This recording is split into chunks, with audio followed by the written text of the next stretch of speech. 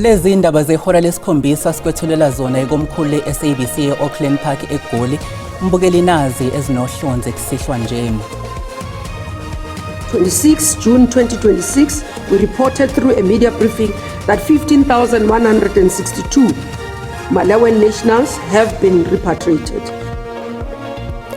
Uhulumeni uthi sekucutshungulwe imininingwane yabantu bokufika abakuleli ngokungemthetho abangaphezulu kwezinkulungwane ezingama-53 abazobuyiselwa emazweni abo, kanti iningi labo lidabuka eMalawi, iseZimbabwe kanye naseMozambique. Mbukeli asikubingelele sikwamukele ezindabeni zesihora lesikhombisa kusihlwa ozifundelwa uSihle Dlamini, kanti uza kwethu ositolikela ngolimi lwezimpawu uFortune Madlala. Masingabe sapholisa amaseko mbukeli ake siza ukuthi iziphi ezihlabahlosile kusihlwa nje.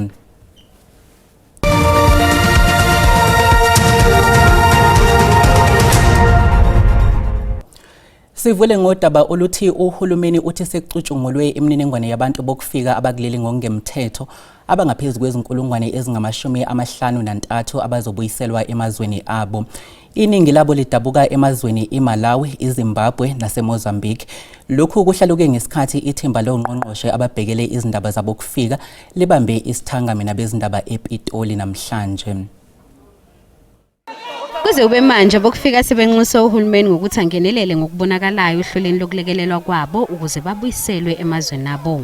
A total of 53,449 foreign nationals have been processed for either deportation and repatriation or repatriation, which is dominated by the following. Malawans are actually at the point of 80%, followed by the Zimbabweans and Mozambicans. Leli thimba lexwayise ngokuthi akukho emthethweni okwenziwa ngabakuleli abafuna ukubona ngenkani izimvume zabantu bokufika. Our message to our people is very clear, that kind of vigilante activity is not acceptable because only the state has the responsibility to enforce our laws. Uhulumeni uthi akukho kubakhathazayo ngamazwe ngaphandle akhala ngokuthi elakuleli liphoqa imithetho bokufika abakuleli ngaphandle kwezimvume. We must not have another state telling us or another citizens of other countries telling us how we must do our laws. We indicated that we discussed the pull and the push factors for the illegal immigration into South Africa. It's part of the issues that Minister Kachalia has just referred to now, of the instability that makes the government not being able to protect their own nationals. Kusenjalo uhulumeni waseNingizimu Afrika uzothumela umbiko wawo mayelana nokuphathwa bokufika abakuleli ngokungemthetho kuKhomishana yamalungelo abantu ye-AU Maduze. Kusenjalo inhlangano ehlinzeka ngosizo iAl Imdad ithi izoqhubeka nokuhlinzeka ngosizo esikhongweni saseMusina kuze kugudukiswe bonke abokufika abakuleli ngokungemthetho njengoba belinde ukubuyiselwa emazweni abo. Interventions here was more specifically after being documented and following all the processes that is needed in terms of home affairs. Then they come into the food, what they call section, and that is where freshly food is prepared every day by the Al Imdad Foundation, and all the teams that are here from our teams are helping to dish out the food, give them nappies, give them wet wipes for the children. Then there is water that is also given, and all this is put into a packet. So as soon as they leave our food tent, they go onto their buses or wait for their buses to be embarking, and then to their distant countries that they are going to with something what we call padkos.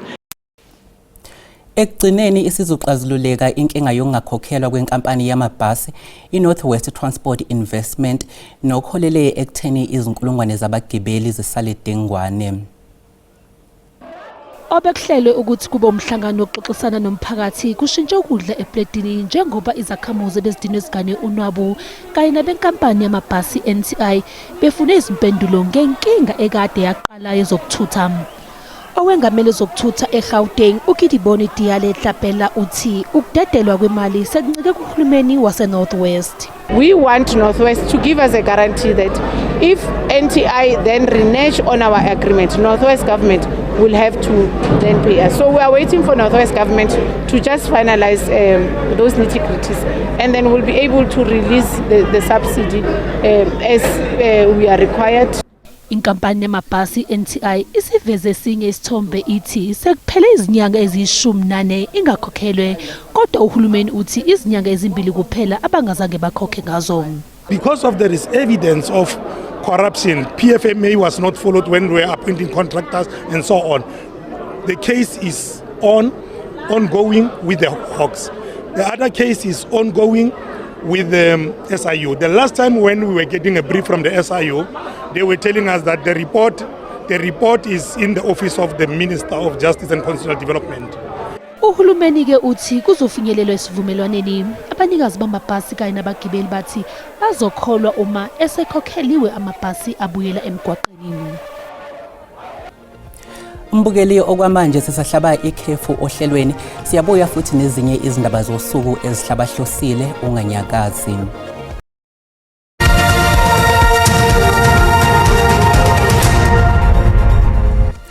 Asiphinde sikubingelele mbukeli sikhumbuza ukuthi mangabe usanda ngena lezi ndaba ziyatholakala ku YouTube na ku SABC Plus, ngena kuzo uzicinga amagama athi SABC izindaba na kanjani uzozithola ngobunjalo bazo.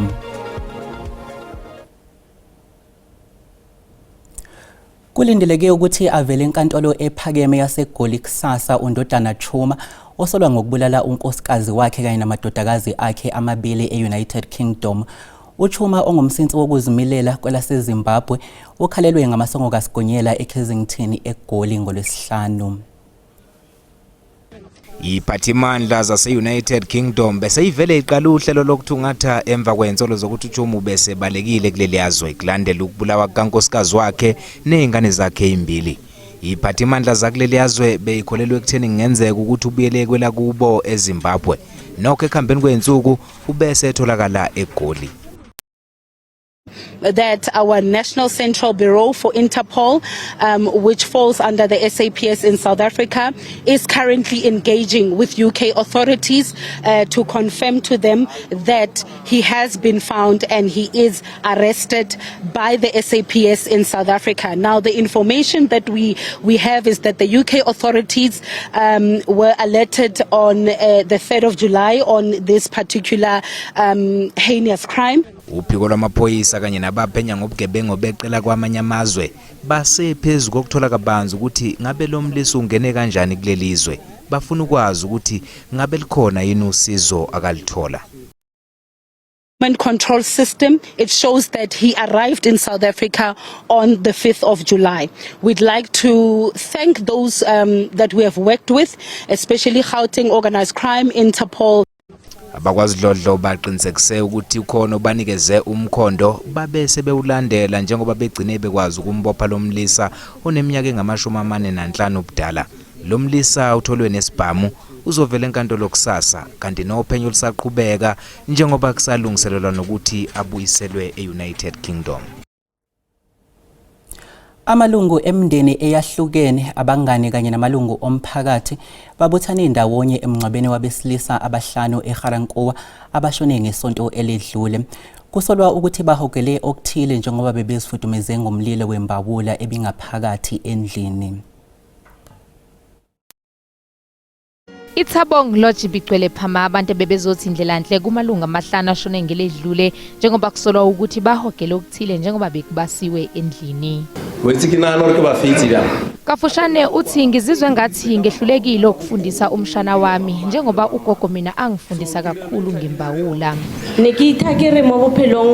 Kafushane uthi bengacabangi ukuthi kungayimi engifihla umshana wami, ngangicabanga ukuthi kuyoba yimi engimshadisayo. Abangani bachaza omunye wezisulu njengomuntu obenenhliziyo enhle futhi esithandela ibhola.